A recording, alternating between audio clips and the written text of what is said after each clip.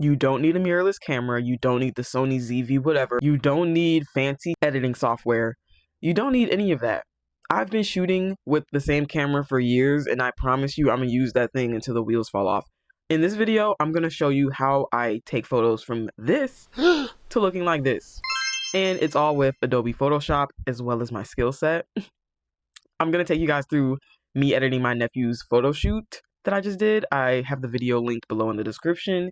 You can also click on my page because it's the last video I posted. My credentials, I've been doing this since 2016, professionally since 2018, I promise you. And when I say you don't need a mirrorless camera or any of those fancy cameras, I mean it. No shade to the people who are operating with those cameras, but I feel like I've been making magic a long time with your standard DSLR. Hell, people have even shot full movies on their iPhone. I will never, ever shy away from using what I have to get to where I'm going. Now, you do have to have a good eye in composition wise. You have to know what you're doing so the photo can, generally turn out good. You just don't need a fancy camera to do that. I swear. I started with a Canon 50D my uncle gave me, and then I transferred over to buying my own Also Nikon. Self-taught with Adobe. I never formally learned it. I just sort of fumbled around until I got the concept. But yeah, if you want to know how to generally edit a good photo, I would definitely recommend Adobe Lightroom. I'm sad because they're upping their subscription price to like $7 this year, but I'm gonna pay it. I mean, it's been $5 so far, but everything has gone up. Everything's inflated, so I understand, Adobe. I still love you. AI has honestly gotten so out of hand. I was cool using it when it came to photography, but it's in everything now, I swear. I can't fully shame it because it is helping me smooth out my background when it comes to the wrinkles back there. So I would say use the AI edit for that, because who wants to smooth out the background? Even though I know as a good photographer, you should smooth out the background. But again, this was like a family shoot anyway, and I knew like I could just fix it up in post. I've been doing this for years, probably like steadily since 2019, 2018. That's when I really got into Adobe Photoshop. I used to be working with superimpose. If you know, you know. Kind of exposing myself here. I'm not sure if I told y'all this in another video, but I used to do Drake edits. Yes, I was fully that girl who was writing Wattpad stories and doing Drake and Rihanna edits. Like, I was fully photoshopping them together, and it was crazy. What a time, honestly. Like, I was a full-on fangirl in the fan club. We had our usernames. I can't believe I'm actually saying this, especially because now hating Drake is like such a trend.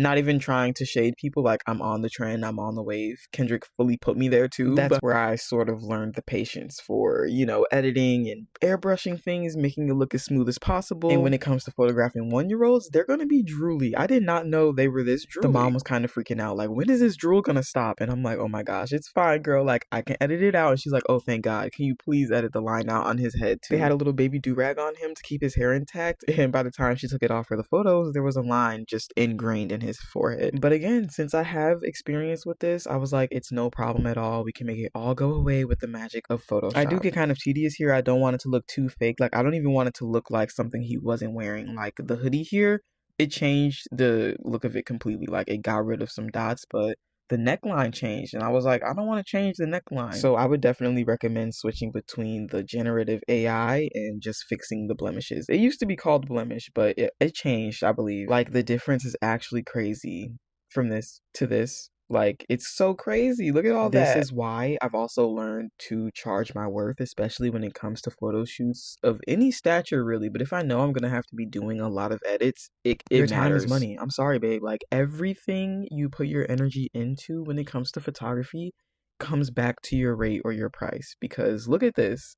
The details. They don't have to sit here and edit the neckline of a 1-year-old baby shirt. You're supposed to deliver the photos and just make it look like he was never drooling. There was nothing ever there. And that's sort of the magic I love in it, but that takes time. That takes energy. And if you're not passionate about it, you definitely shouldn't be doing this. Like, you might need to get an editor, even though you took the photos, you know what I mean? The difference is just crazy. This also reminds me why I don't give raws, because why would you need the raw photo of the baby drool there, No one asked for any raws. I'm just saying this has been a common occurrence in some of my photo shoots where they're like, can I have the unedited version? And I'm like, trust, you don't want that. Okay, one of my favorite features on Adobe Lightroom is the mask option, because you can highlight the background, and I'm kind of subtracting the car because I don't want that to be too overexposed, but when I mask it, I can overexpose the background and make that white pop even more, and that kind of gets rid of some of the lines. Again, I know I should have been an A1 top tier photographer and smoothed out that backdrop so I didn't have as much work to do in post, but you live and you learn, okay? I knew I was gonna have some work cut out for me, but it makes for a good YouTube video, right?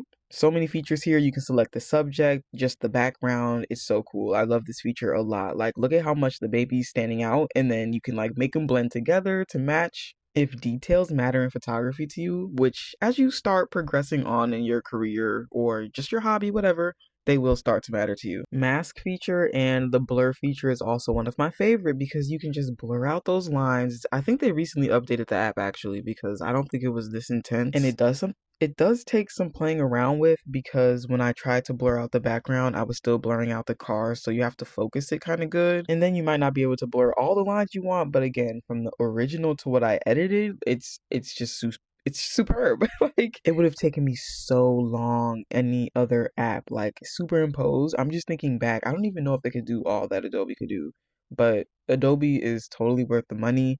Again, this is so not sponsored. I would like a little Adobe sponsorship though. I'm not gonna lie. Let me stop. I know not everyone wants to pay for anything. Superimpose is a good option. They've been free since forever, since I can remember, like since I was like 10, 11, 12 trying to make edits. But when you're ready to step up, I highly recommend you look into Adobe. So here again, I masked the background and I'm just sort of subtracting the car from that because I want it to stand out on its own. And I'm going to play with the exposure and kind of brighten up the background a little bit so it looks more white. And then in doing that, that'll kind of blur out the lines.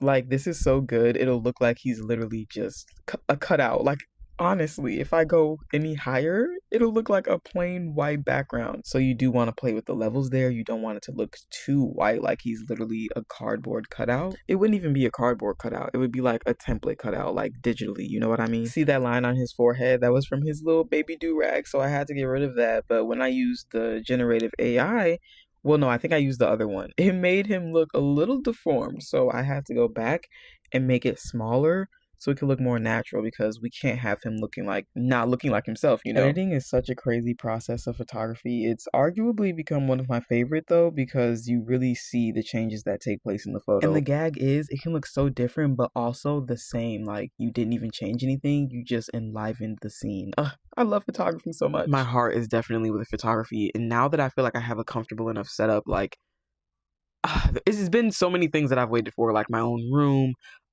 Apple computer that's fast enough to edit on when really this computer is so old, y'all, but like, it gets the job done. I mostly use my phone for editing photos, but I do want to use this more. If she can keep up, I mean, I'm grateful I have it.